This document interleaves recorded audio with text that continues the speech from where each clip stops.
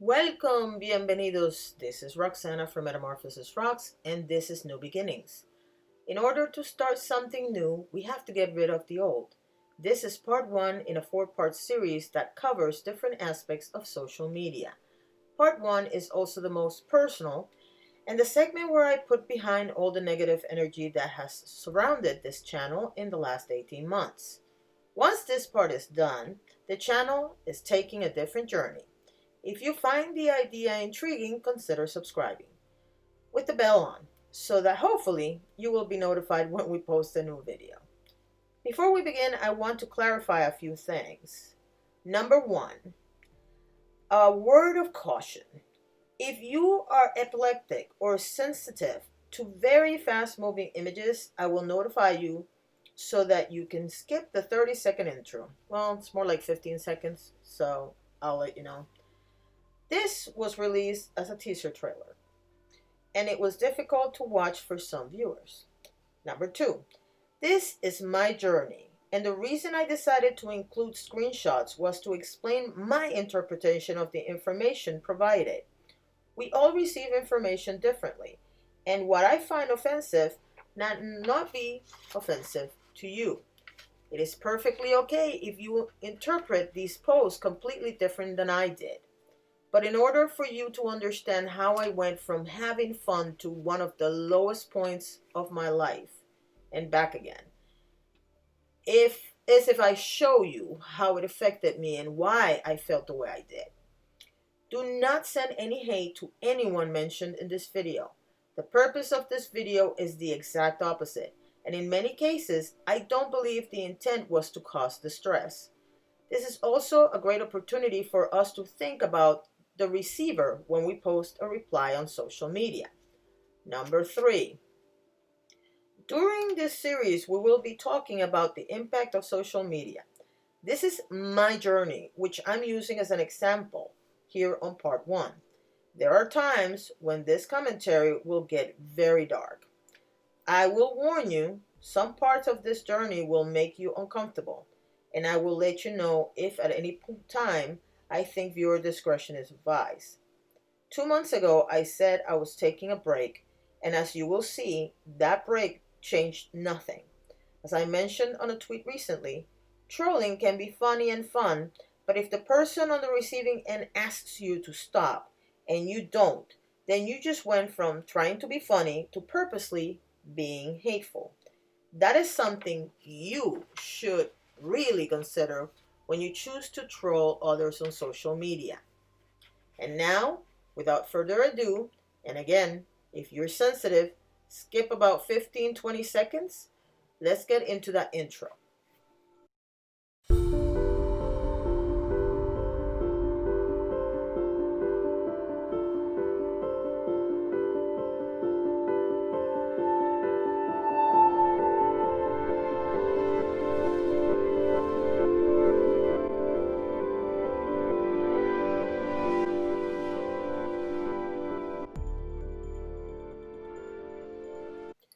Let's start the journey from the beginning of the end, shall we?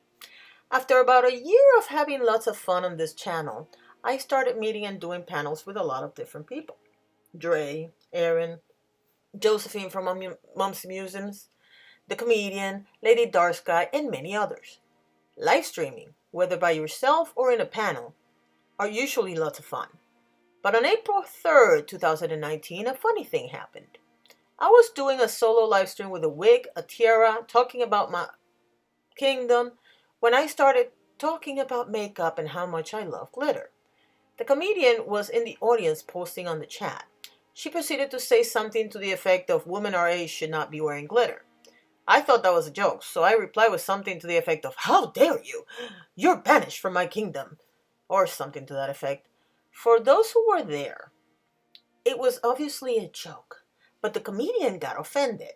Now mind you, this person has created videos on Peter Mann, Josephine, Fedora Chic, vice versa, myself, and many others, and her excuse is that them are jokes, satire, all in good fun. And yet, she did not find it funny that I was talking about glitter. So I sent her a DM clarifying that it was a joke, which you can see on the screen because she did say, quote, release the receipts, end quote.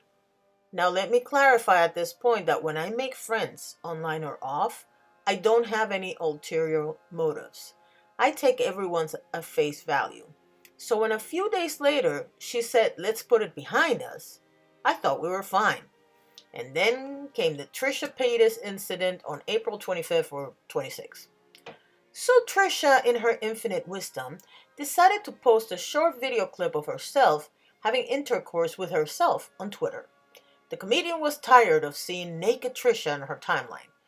For those of you new to Twitter, there are two buttons you can use to assist you with this situation. You have the option to mute anyone and never see their post unless you want to, or you can mute. Now, there are lots of people with OnlyFans account on Twitter, and I have all of them muted. I'm not a prude, but I would like to consent to having someone's private parts shoved in my timeline. Seems to me that the easiest choice for the comedian would be to mute Trisha, but I digress. The comment that she posted mentioned that she did not want to see Trisha's fat on her timeline, and this is where I could not like or retweet her comment. You see, once you go into fat shaming someone, it doesn't matter if you have a valid point, which I thought she had. People would zero in on the fat shaming and discard the legitimate argument. I tried to explain this to the comedian, but, and I quote loosely, nobody tells me what to do. And that, my dear friends, is how two groups of chats on Twitter quickly disbanded with people taking sides. And this is when the bashing of one MetamorphosisRox began. For the last 18 months, I have been the butt of her jokes, the countless memes and videos, plus comments on live streams made about me. The most interesting one to me was the fact that I'm an avid beggar, a play on the name Aviddiva from my other channel. The irony is that she and her friends all had links to their PayPals on their channels at the time. That one did not bother me as much because in this day and age, those of us who are trying to make ends meet have many sources of income, from monetization on YouTube to Patreon, CashApp, Venmo, PayPal, merch, you name it. But apparently the fact that I was not ashamed was enough to require all this nonsense. Now I decided I was only going to show some of her, quote, artwork, end quote, on this video, as to not tire you with the amount of energy this woman has spent in my direction. To me, the big disturbing last drop, as they say, came by virtue of something called Twitterville Storytime, where she claimed that because she changed our names slightly, she was not talking about anyone specifically. But as you're going to see on the clip, she had a picture with my face on it. So how is this not about me? In her story, I get hit in the face with a megaphone, hard enough to cause bodily harm. I would like to take this moment to remind you that all this started over glitter and Trisha Paytas. Glitter and Trisha Paytas. That is insulting somehow. However, writing a story where she's obviously enjoying my bodily harm is just jokes. Roll the clip. Footing, the megaphone was released and everyone watched as it flew in slow motion overhead in complete silence before smashing into Avid's face. At the time, she was receiving a donation from Vacant Void and hadn't seen the oncoming flying megaphone until it struck her full in the face. Her glasses went left, her teeth went right, and her begging bowl shot up in the air, spilling its contents onto the marbled floor. She fell to the floor like a felled tree. I tried to think of another word other than felled, but anyway, never mind. Her time at the ball was over. As she was wheeled out of the ballroom in a shopping trolley, she could be heard pleading for donations. Please, please. To give you some context, this story time, which was described in the title as comedy, was Mon Manor, as in Don Mon, who was supposedly having a party with his husband. Don Mon is the name she uses when she talks about Peter Mon, and so all the names were changed, and once she started receiving backlash, she claimed that it was satire and that nobody's real name was used. But yet she used images of both me and Peter Mon while talking about us, as you could clearly see on that little clip. Once this two-part video was created, I closed the door on any possibility of this changing. Even though I showed a few videos, there are plenty of videos and live streams where she addressed many of us. And in every single video, she is the victim, who has been bullied by several people as well as their audience. And her audience believes her and thinks her anger is justified. Now let's remember for a second that many people who follow on YouTube do not have a Twitter, where you can plainly see that she attacks creators and viewers alike. But here's the thing, I don't hate the comedian. At one point, I thought her friendship was sincere, and we did have great times in chats and panels. Several people have approached me with their thoughts on her behavior, and some have even confirmed that she wants me off the internet. Personally, I think she wants me dead. And at 3 points in the last 18 months, she almost succeeded. Perhaps it's important for me to explain that her mental health issues are extremely important to her and not a matter to be dismissive of. However, when it comes to me, I'm fake and my mental health issues are not important. This is also true for any person she does not like. So for now, I'm just giving you the Cliff Notes version, and we're going to move on to the next person. And you will see why I decided not to go in depth with any particular person by the end of the video. I guess in this instance, you're just going to have to trust me. Let's talk about Tea Time. Tea Time, created by Mocha Pennington and Nikki Nelson, was in my opinion the forefathers of the drama channels on the beauty drama community.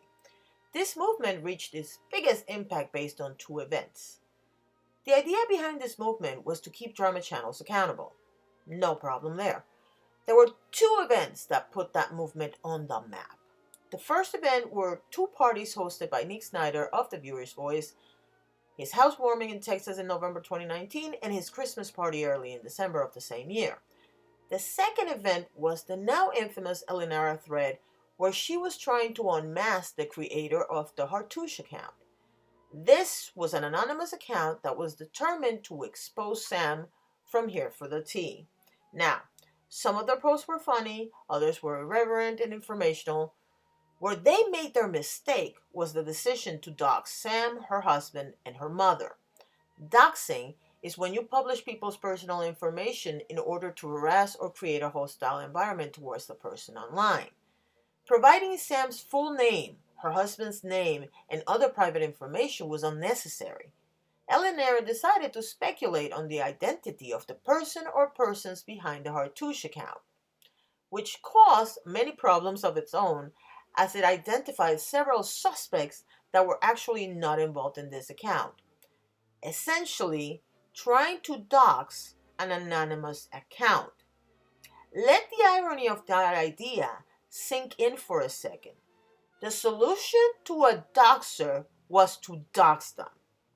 Now, going back to the drama channels on drama channels, Tea Time was at the forefront of this movement. The thing is that this accountability on drama channels focused on specific members of the community.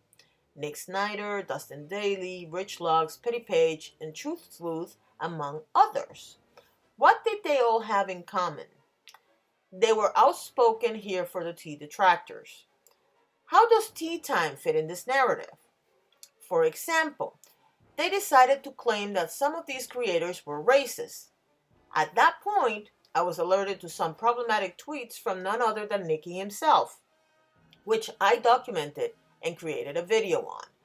That is where their obsession theory began. What obsession, you ask?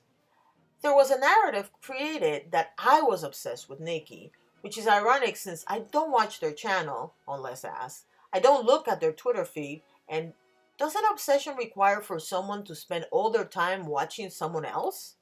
I mean, Mocha's a writer and words are her forte, so she should explain to Nikki what the actual definition of obsession is. And then, when I was already in hiatus, I was sent the next clip, which helped me understand what the actual issue is. First, let's look at the clip, then I will explain. Rox has hated us since our inception.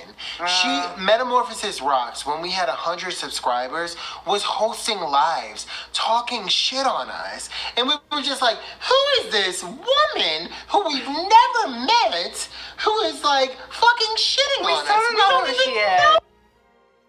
The explanation? Word choice. It's that thing you use to paint a narrative. I don't know how you interpret that particular tidbit, but this is how I interpreted it. It sounds like Nikki is claiming that I actually went on lives specifically to talk about them. Clearly, some of their fans thought about it the same way I did because they actually thought that I went live to just talk about tea time. Now, let me be clear. Every creator, regardless of community, that goes live will be asked about other creators. This is part of viewers' curiosity, and yes, sometimes people do it to stir up drama. We are all asked what we think about other channels, and I have made two observations when asked. Number one, I don't watch them. And number two, they're not my cup of tea. Now, let me explain something. I don't have an opinion either way, whether I like them or I don't, because I watched one video and I just thought I was not their target audience, and it just didn't do anything for me one way or the other. I would also like to point out that, to be fair to them, that the time where I found them was when I started getting out of watching so many drama videos, because they all seem repetitive for reasons that we're not going to get into in this video, but we will get into in another segment of the series. Now, I made one video on Nikki because I think it's hypocritical that someone who is so open about his own tweets should be monitoring someone else's. And what I mean by that is that when somebody says things like, we raped them, you scraped them, or whatever he said, or Mexico's dirty, cannot really talk on other people's discrimination. That's my opinion. And that's why I made that video. And yes, every time I have been asked, I have said that I don't care about their channel. I have never made an entire live stream to talk about tea time. And to answer Nikki's question directly, no, I did not get offended or hurt by you calling me this woman. I got offended for what I just explained.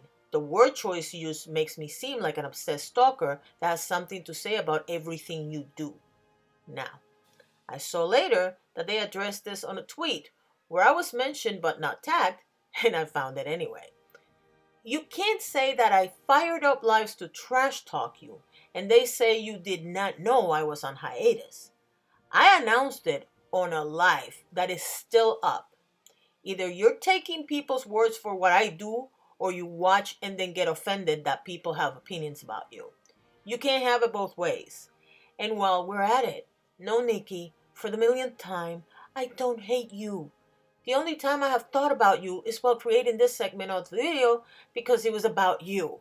And no, it's not meant to start war on Twitter because all your accounts, Tea Time, Nikki, Mocha, all of them are now blocked.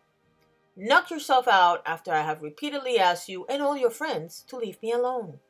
Not everyone is going to like you, just like not everyone is going to like me or anyone else for that matter. And that is perfectly okay. Opinions are not trash talk. Your channel is about giving your opinions on the other content creators. So you, of all people, should know that people will have opinions on you as well. Oh, and one last thing. I actually started hearing about you when you had well over 1,000 subscribers. And the reason I know this is because I did not have premium at the time. And the time I decided to find out who you were, an ad popped up. If you don't have the 1,000 subs and the other requirements, I don't see ads on your videos. So nice try. Try better next time. Let's move on to the next one. The last creator I'm going to mention is DC Media Girl. Now, I know many of you like this person, and you can still like her and like me. I'm not the kind of person who's going to chastise you for who you watch on YouTube. Before we get into it, I want you to take a moment to look at who she's addressing on that tweet. She's talking about me to Tea Time and the comedian. Yes, All the people involved in this situation are associated.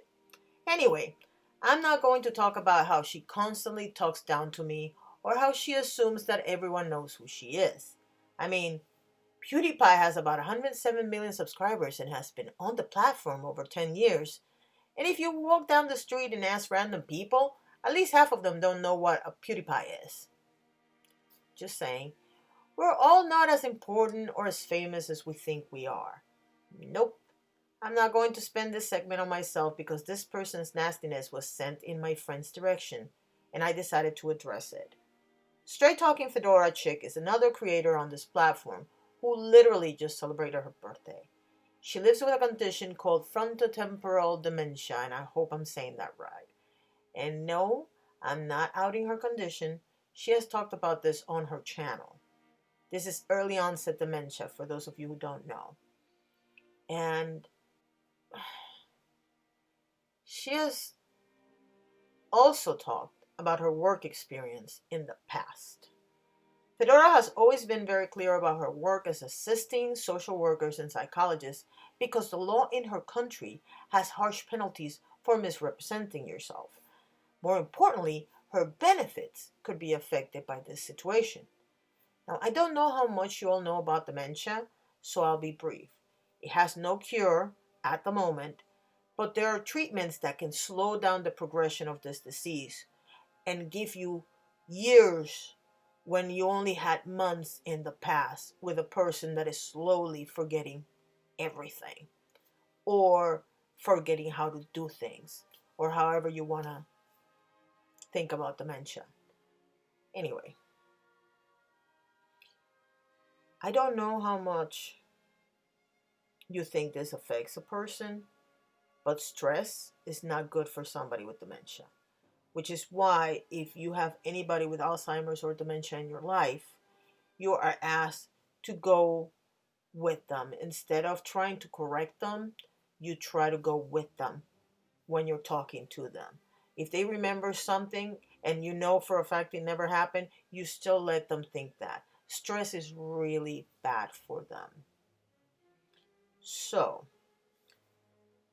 this media girl put at risk Fedora's health over Twitter and YouTube beef. And that is why I decided to focus on that situation instead of mine for this segment. And because I don't want you to believe my flapping gums, I include a segment from her own mouth to prove it. Roll it. Straight Talking Fedora Chic, I have not spoken about her before because she has made videos saying that she has dementia. I don't believe that it's fair to punch down at somebody like that. The woman has been going into people's DMs saying that I'm going to release people's DMs. The problem is that in one case, she went into the DMs of someone I had blocked. And we had never DM'd, ever. The person whose DM she went into tweeted that DM. I unblocked that person, and now we get along super well. She denied it, I denied it. This Fedora person keeps bellyaching about how she gets so much more hate because of her age than I do. I never get criticized for my age. I don't care if you're going to be delusional. I don't care if you're going to be butthurt and whiny about people making fun of your age. I don't care if you're going to criticize me because I get Botox and filler and I dye my hair and I don't want to age naturally. I've made it very clear. I will never age naturally. Not ever. That's not my style. That's not how I was raised. My aunt at 94 still dyes her hair. If you choose to go another way, that's fine. I've never criticized it and I never would. Thanks, books and dogs. Why you are so fixated on how I choose to age is for you to explain, not me. You've done videos on me that are a joke, but not a ha-ha joke because they're not funny. You have no sense of humor. You're unintelligent, you're resentful, you're bitter, you're a liar. You've lied about being a social worker. You weren't. You were an admin. Fine. You try to accuse me of lying about what I do for a living. Go ahead. Go ahead.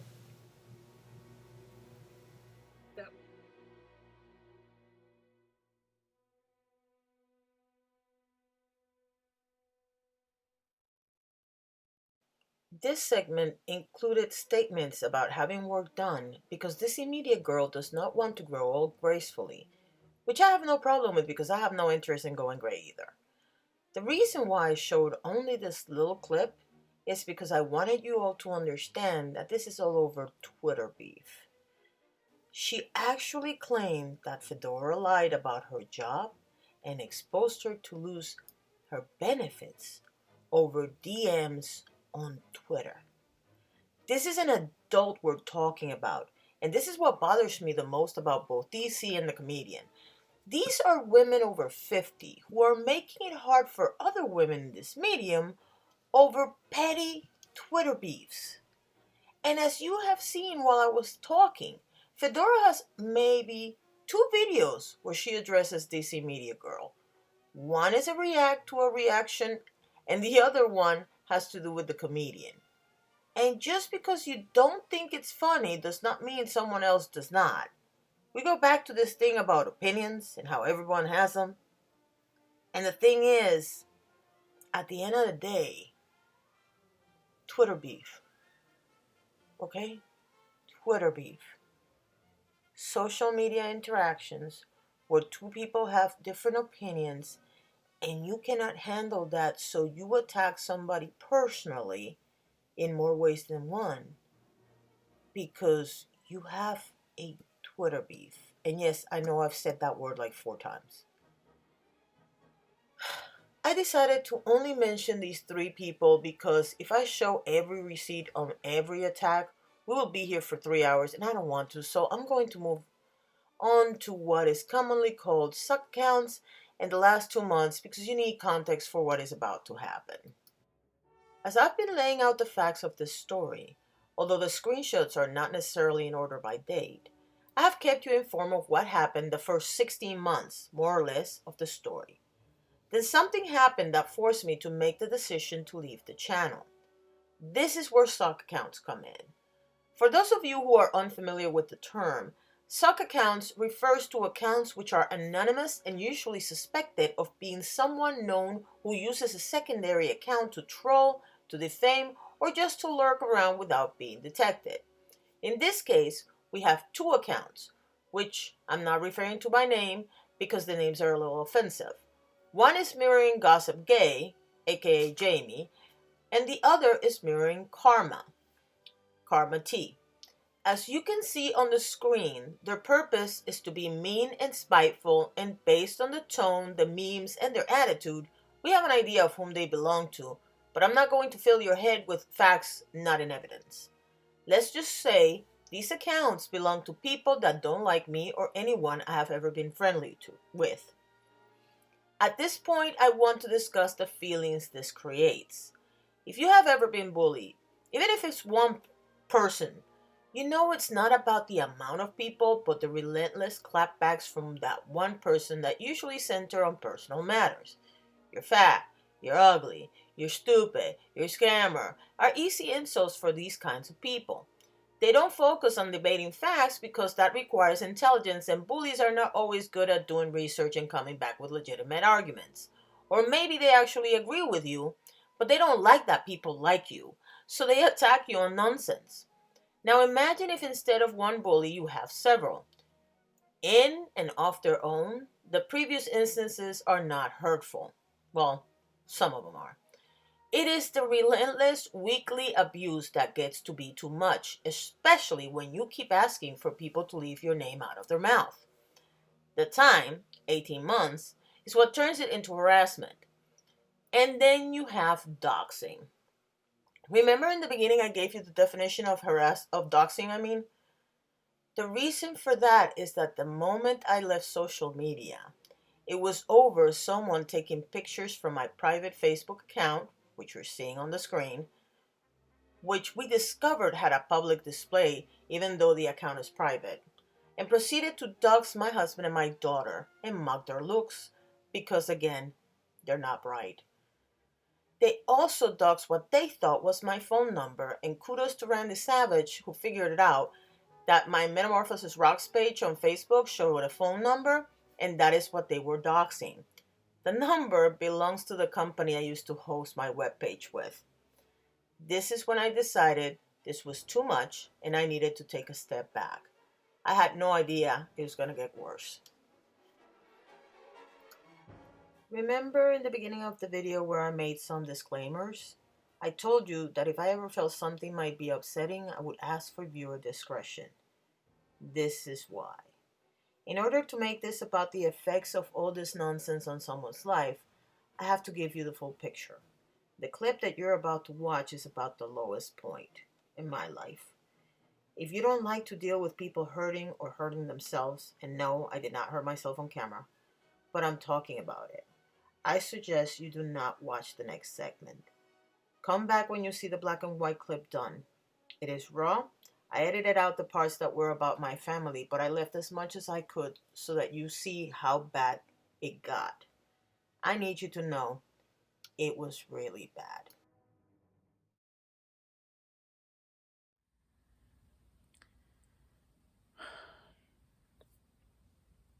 Black guy died. And I know you guys were worried about what impact that would have on me. And so I figured I would explain, because the last thing I wanted to do was hurt you.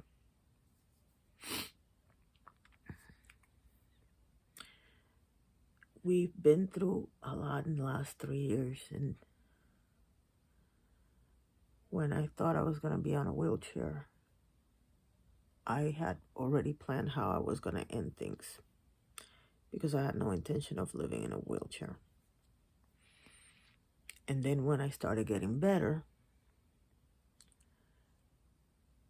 I started getting scared that it was going to be a temporary fix. So what I did was I tried to go through with it in February. And somebody that I care about a lot so happens that called me that day and basically walked me, literally talked me out of it. There were two things that kept me sane through the last 3 years. In the 3 years that we had to deal with the whatever the hell the mystery illness was, and that have kept me sort of sane for the last 10 months. And one of them was making silly videos, and the other one was Black Eye, because Black Eye was the only being in this house that needed me, as opposed to just, you all don't need me. Nobody does.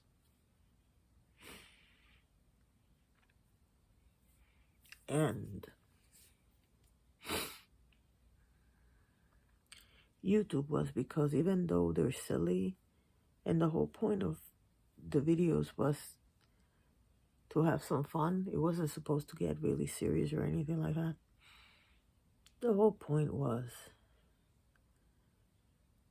I've always wanted to entertain people, and I'm not an actor or anything like that, so just sitting there talking silly crap was fun, until it wasn't. Now, you all know for the last 18 months I've been getting dragged by a group of people who I'm pretty sure think they're good people. But if they actually sat back, took their own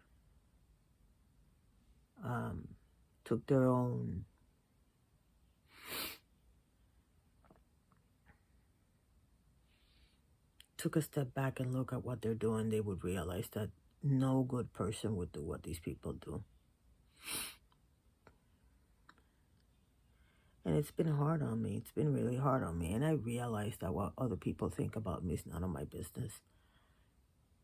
But it gets to a point where when you're getting hit every freaking day, it gets old. And so once they decided to dox you guys and even try to dox my phone number, I decided that I was going to step away from YouTube. So that essentially killed one of my two sources of joy right now. But then Black Eye died. And the weird thing is that getting out of YouTube didn't stop anything, because if anything, these people are more relentless now than they were before. And I'm convinced these people want me dead, and they can say whatever they want. I actually have one of them tell me, we don't want you dead. Bullshit, they want me dead. They're not going to be happy until one of us dies. They have gone between the cyberbullying and the harassment and the doxing and the stalking and all this other stuff. They took one of my friends, and the only crime that this person has committed is she stopped talking to me, and now she's my friend again. And for that, some very personal, painful stuff in her life was thrown out there on a tweet. We tend to attack each other. And the sad part about it is that the people attacking me, most of them are people of color too. And some of them are even my age, which makes it even crazier to me. But the reality is that I'm convinced that specifically one of these people wants me dead. And now that I don't have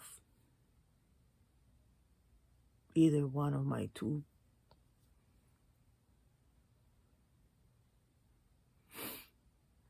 I just think it's time. I think it's time. I think I might as well go with it. Maybe if I do it, and I realize this is crazy, but maybe if I do it, they'll leave my friends alone. And at least some good will come out of it. And I'm not going to lie, I'm scared shitless, because the whole point is I don't want to be in pain anymore.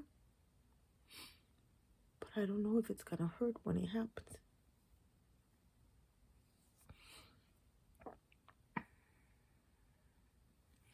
I know what I'm going to do, and I know how I'm going to do it, and I'm trying to do it in a way that doesn't hurt, but I still think it might. Or worse, that I might change my mind after the fact and I can't stop it. And I love you more than you'll ever know. I don't want you to have the burden of dealing with somebody like me.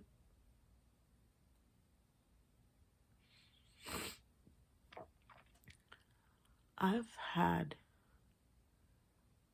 problems since I think I was 13, 14 when my dad took me to a psychiatrist the first time. And I've had entire years when I've been happy enough that I don't even think about it. But the truth is, I'm a broken toy. And it's not because Black Eye is gone. I'm just really broken. I don't understand why people are so hateful. I have tried everything to stop hurting.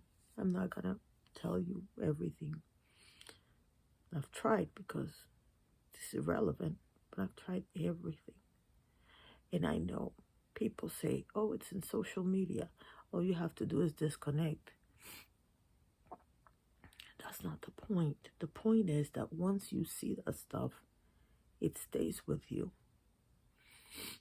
You know, these people don't pick on stuff that you can change, like your education, or they pick on stuff that you can't change. I can't change that I'm Puerto Rican. I can't change that I'm 53. I can't change that I'm old. I can't change any of this stuff. But I'm just tired.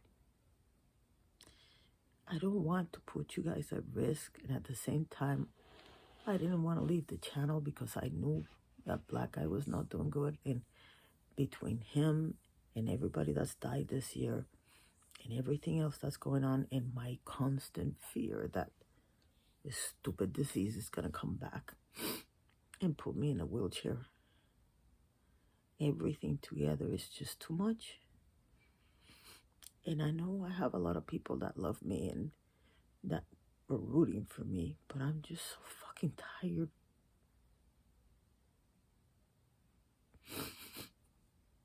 And I think it's time to give everybody a break.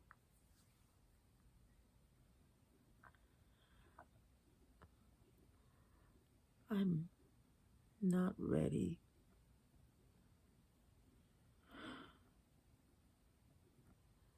But I'm gonna do it.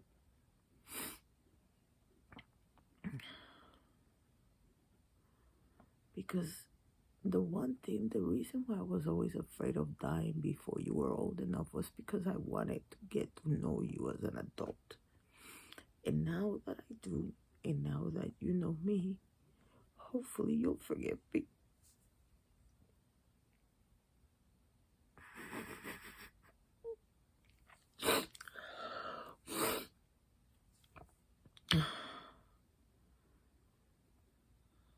I love you.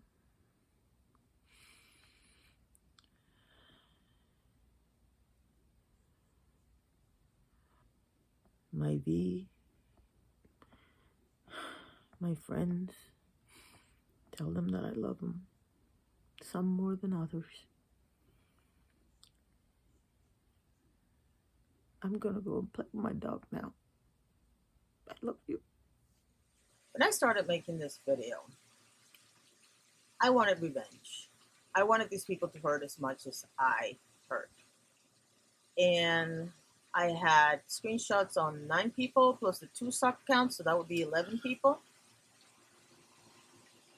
But then I started thinking that that was not good enough.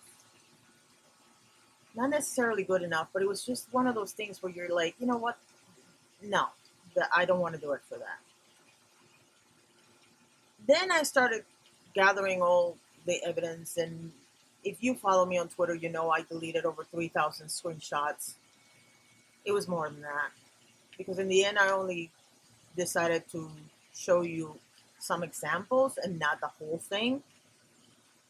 I just don't want to deal with it anymore. Then I saw the clip, the one that you just saw in black and white. And yes, I cut a ton of stuff out. That video is a lot longer than what you saw. But I wanted you to see the hurt. Because sometimes we're so involved in Twitter beefs that we don't realize the impact that we're causing on other people. And so I wanted you to see the impact on one person. And that became the whole point of making this video. There's a lot that you didn't see. There's a lot that unless you follow me on Twitter, you're not going to see. But in order for me to move from this, and I've had this conversation, philosophical conversation with several people. In order for me to move from this thing, I have to forgive and move on. And no, nobody's asking me for forgiveness, and I don't expect them to. But I have to forgive from my heart in order for me to move on. And this is the last time I'm going to talk about this. I have said that before, but I hadn't forgiven them because I just kept going in the back and forth. And somebody has to stop, and it's going to be me. I'm going to stop engaging in all this nonsense. But in order for me to stop engaging in all this nonsense, I have to move on. And in order for me to move on, I have to make my peace with the fact that some of these people are probably nice people that just make very bad choices on social media. And some of these people are just bad. And I don't care. I don't care one way or the other. I blocked all of them, at least the ones that I know. And I'm ready to move on with my life. However, as the medical staff suggested, I don't want to know, which is why I blocked them. So, if you love me and you care about me and you realize how bad this can get, please don't send me any screenshots or any video screen grabs or tell me that they're talking about me or whatever. If you really care about me, don't bring it up. Don't ask me. Don't ask for my opinion on any of these channels because I am not going to answer the question. And if you send me screenshots and screen grabs, I am going to have to block you too. This is for me, for my sanity, for my peace of mind. Some of these people are not going to stop. We've seen that. But some of them might. And that's okay. And there's a lot more I could say about this, but I've decided that in order for me to really put a stop to it, I need to stop it now. I love you all, and I'm sorry I put you all through this. My family didn't even know that I was going through this. One person knew, and he's family, the kind of family that you make, not the family that you come to earth with. And I'm sorry to that person too. To Dre and Aaron, who were unfortunately part of this mess and left and then came back, I'm really thrilled that you came back. Because out of all the mess and all the people that distanced themselves, you two were the two that hurt the most. And you two were the ones that I actually cared the most about. To every single one of my rock stars, I cannot begin to tell you how much all the messages of support have meant to me. To my patrons who have been patiently waiting and now get to see videos before they air, I want to thank you for the support the whole time, whether you are still a patron or you're not. I do want to thank you for your support, because there have been times when that extra little cash has been able to either feed my family or buy something so that I can use on the channel and whatnot. Some of you have actually sent me stuff for the channel. Be advised, it's going to be used, because I'm coming back. There are 3 more parts to this series, and they're not personal. Some of the examples might be personal, but the majority of them are not. And what I want you to take away from this particular video, especially if you've been bullied online. Number 1, the theory that DC Media Girl states that only children are cyberbullied or bullied or whatever, that's not true. Any person can be cyberbullied. Number 2, what people think about you is none of your business. And I let it become it, so I know how it feels, but try to ignore them as best as you can. And if you have to block them, block them. Don't have that in your life. I went really, really dark at one point, well, at 3 points in the last 18 months. So I know it's hard, but you can do it. And I can tell you that you can do it because I've done it.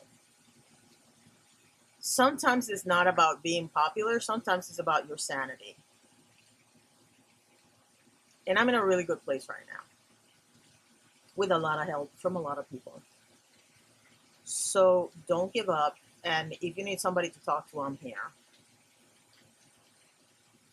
And if you are one of these people that thinks trolling is fun, the only advice I can give you, I know trolling can be fun. But if you find yourself in a spot where you're trolling somebody and that person is begging you to stop and you don't stop, there's something wrong with you. You need to get yourself checked. Because if people are asking you to stop, there's a reason for it. Just stop. You're not accomplishing anything. As of today, when I'm filming this video, none of these people have any more free rent in my head. I'm done. I have a lot more fun things to talk about and a lot more interesting things to look at and places to see, people to meet, and I almost gave that up because of some idiot that doesn't like me. And since we're talking about that, this is for another video, but I am going to tell you this. I don't know when it happened that we seem to think that if people disagree with us, they hate us or something. If I don't agree with you on something, I am going to argue my point. But I'm arguing the point. I'm not arguing you as a person. We're not going to agree on everything. And that's okay. And if I get a little excitable or passionate about something, I'm passionate about the topic, not about you. You can still be my friend and disagree with me. And it's okay if you do. I just hope that when you finish this video, you realize that this has to stop. And the only way it stops is if you stop it, and I stop it, and then somebody has to stop it. I thank you all so much for watching, and I hope I'll see you soon.